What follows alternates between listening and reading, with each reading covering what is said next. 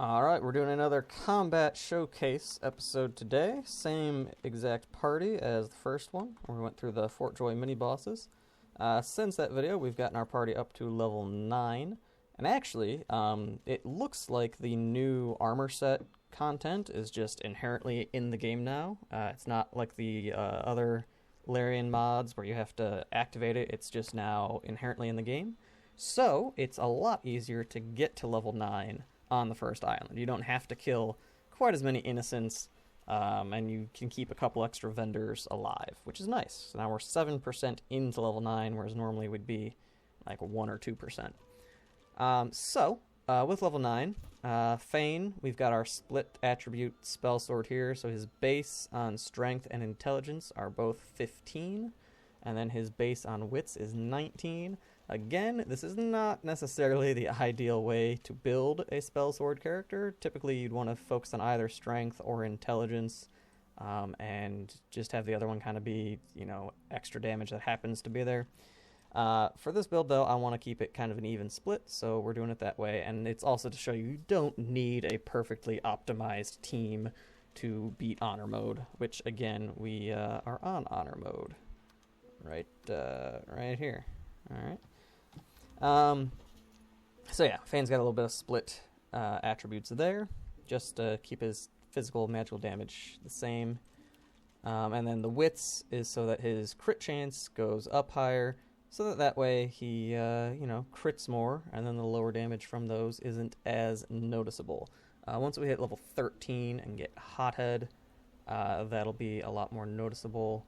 Actually, we might get Savage Sortilege first. I'm not sure. Or we'll probably get rid of all skilled up and get both of them by level 13, honestly. Alright, and then Losa, just typical enchanter. Since the last video, we now have Elemental Totem and Chain Lightning. Chain Lightning you can get in the Vault of Brachus Rex. It always spawns there. With Sabile, all we really did with her was we got some more Hydro skills on her to even out the physical magical damage potential there. She also has Supercharger, so now when she uses the Raised Bloated Corpse ability, she can use that, and it'll just deal a lot more damage. And with Ifen, we got a little bit more Geo, and again, his Geo powers are more for crowd control purposes, more than actually dealing damage. So we've got Fossil Strike over here just to slow people, not really concerned with how much damage it does. Worm Tremor just to entangle them so they can't move. And then we've got Dust Blast and Throw Dust to blind them, not really concerned with how much damage they're dealing. If you look, our highest one I think is 40 damage there, whereas our arrows are going to be dealing 70 damage total, so it's quite a bit more. Yeah, that's about the gist of the team. Since we hit level 9, we can get level 9 skill books from some of the Seekers. So Gareth, for example, can give us level 9 Warfare skills. That's how we have Blitz Attack. It's also what we use to combine to make Master of Sparks. And Gareth also has level 9 Geo books, which is how we got Dust Blast over there. Alright, we're going to have Ifen hop in here first. Actually, he's going to fortify himself and then hop in here. There we go. We're going to slowly go through conversation until we get End, at which point we're going to orient our team over here, make sure everybody's where we want them to be. We're actually going to have Fane go ahead and buff up Ifen real quick. And Losa can give him Armor Frost. And again, this is just making sure he's got those buffs when the battle starts. That better not hit Alexandar. Okay, good. Like when they're green, it's always iffy. Alright, we're going to have Losa and Sabile make it rain over here a little bit. When you make it rain, it'll reveal this Magister Assassin who was previously invisible. Alright, and then we're going to have Losa come up here and Sabile come up here. We're just going to have them separated for a few reasons. One, because I don't want him nether swapping with one of them and then being in melee range of the other. And two, I'm going to have slightly different elemental affinity setups for each of them. Yeah, we'll just make it rain again. It'll be less likely to aggro people.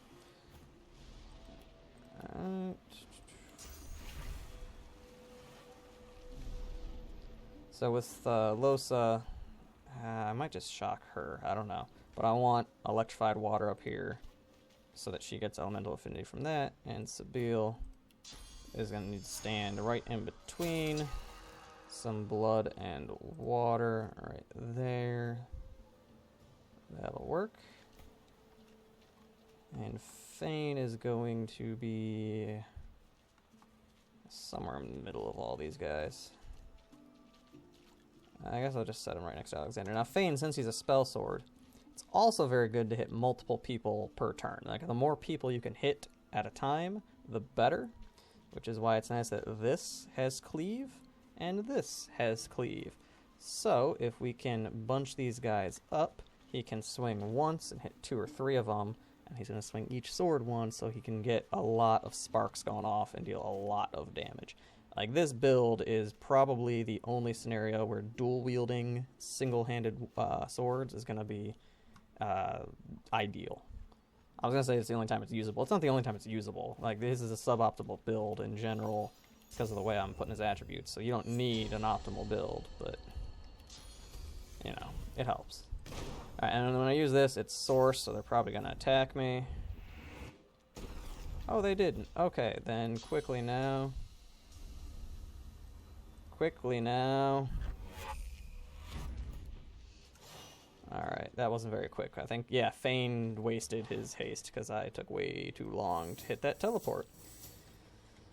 Alright, these two are right next to each other. And it doesn't look like Alexander has opportunist. So what I'm going to do is I'm going to use haste. And actually, that only has 1 turn, so I can use it next turn still. Alright. I'm going to come over here and hit both of them. Alright, so the double crits. Yeah, so the Geist has no magic armor now from that 1 attack. Yep, and Alexander's nether swapped. I knew he was going to nether swap. Alright, him nether swapping's fine. It's whatever. We're going to get Ifen up here next to him, just to get the high ground. This Magister here has almost no physical armor left, so we're going to shoot her with that knockdown arrow. And then who's up next? This guy. See, he's got 107. That is not going to be enough to shock him. Alright. Ooh. You can hit her pretty hard, though. Or, since they're both kind of lumped together there, we'll do that. Alright, now Spiel. Unfortunately, can't hit Alexander with teleport. So he's up next, so I'm going to have him teleport over there. And let's see. Yeah, I think for right now, actually, yeah, I already hit her. No, I didn't hit her. I was debating hitting her. Well, yeah, the Geist is already pretty low. Yeah, okay, there we go.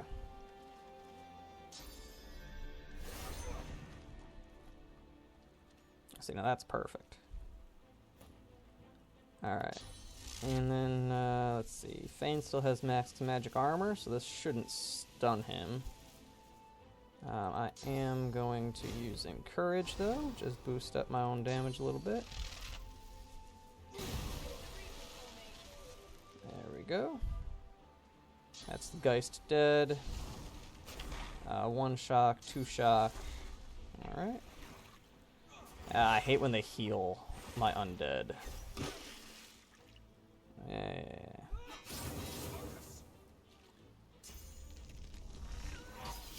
That's fine. Oh, he's using adrenaline now. Oh, if he... Okay, he's not going to attack if he's using adrenaline, though? Okay. Alright, so let's see. He has no magic armor, so the spark hitting him is good. I might use adrenaline here. I don't know. so this will kill her, give me Executioner. Both of them are shocked. But, oh, that is good range. Okay. I can't hit both of them with that, can I? I can. Okay. So I'll knock down the assassin. Just hit him normal. Alright. Well, I mean crit, but, you know, like, just, it won't knock him down is what I was trying to say. And then if I do that, pretty much anything they use to hit Feign will kill that guy. But I think I'd rather just stun him and get him out of the way. So, Rain Scroll. And may as well get that one wet while we're at it.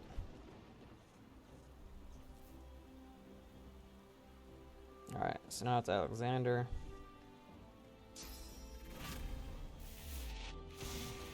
Ooh, okay, so Fein's stunned. Feign, okay, that's fine, that's fine. Alright, so here's what we're gonna do. We're gonna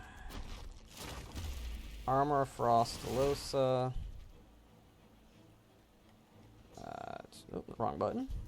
Then we have a few teleportation scrolls. So I'm actually gonna teleport Alexandar next to that guy. Armor of Frost, Feign. Now, unfortunately, Feign is kind of hard to heal, at least on somebody else's turn. Does Feign? Feign does not have Sparkmaster up at the moment. This is upsetting. Fortify scroll there, just to get rid of that disease. So since we can't heal Feign, we do want to keep his armor up as much as we can. Alright.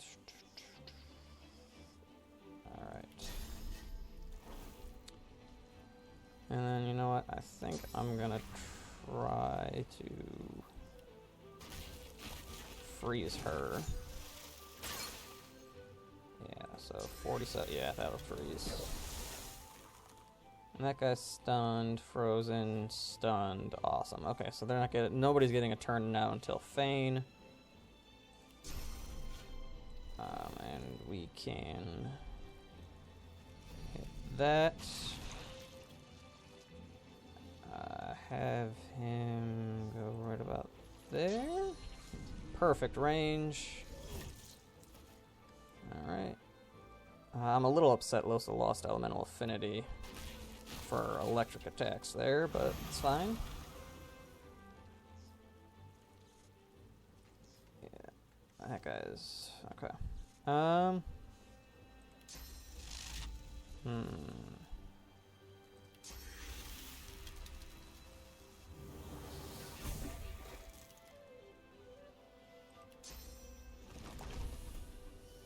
And then we're gonna have a water totem up there just to keep making people wet. And I'm gonna do that just to discourage Alexandar from hitting Feign.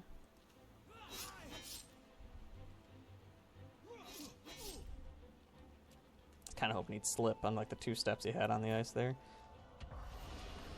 Alright, and now the worm is up. It's only 2 Magisters in Alexandar. Alright, now the way that works, and it kind of skipped Ivan's turn, yeah, he's going to have 6 action points there, which is nice. Is there still water here? There is. I have nothing there. Alright, yeah, let's just start hitting the worm.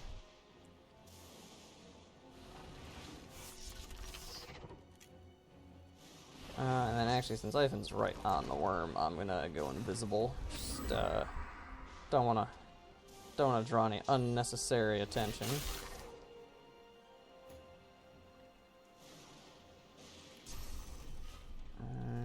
He's gonna die pretty. Oh, he's up next though. Yeah, we'll just get him out of here.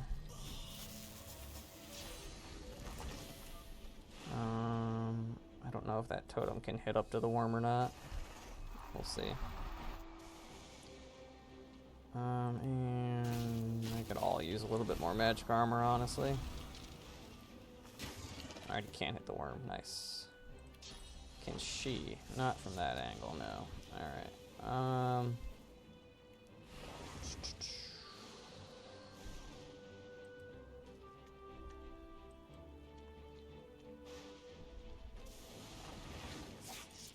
And how far can she go without spending any action points? That far. Okay.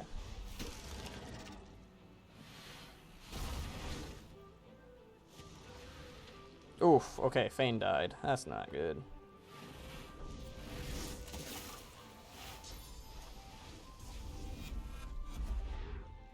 Okay, useless another swap, I guess.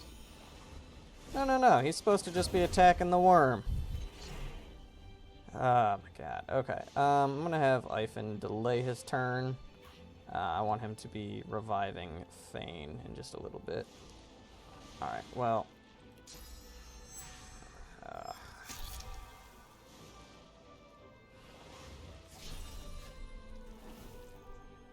Yeah, no, the worm is still top priority, unfortunately. Losuke's a little bit of a heal, I guess.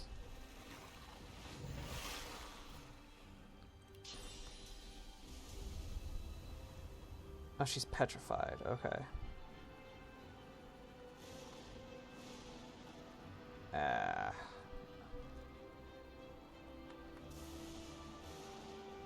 see. You know what? There we go. We'll just zap this guy.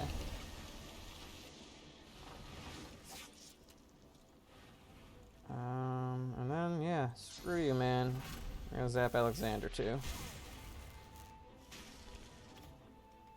Alright. Fane. We're gonna have him actually take out this archer first. And that's not gonna hit him, is it? Oh well. Alright, so Fane dying wasn't the best thing to happen, but it's not a huge deal. Get him right back in the game.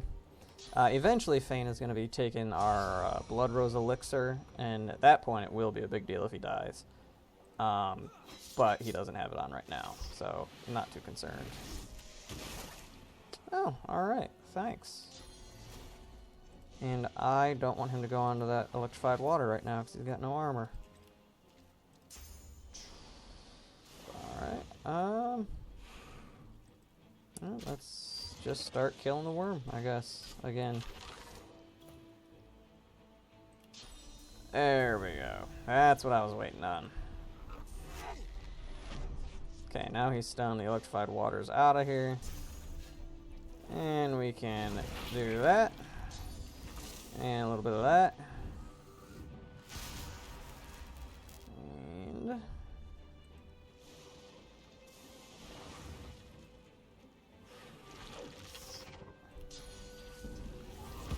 there we go.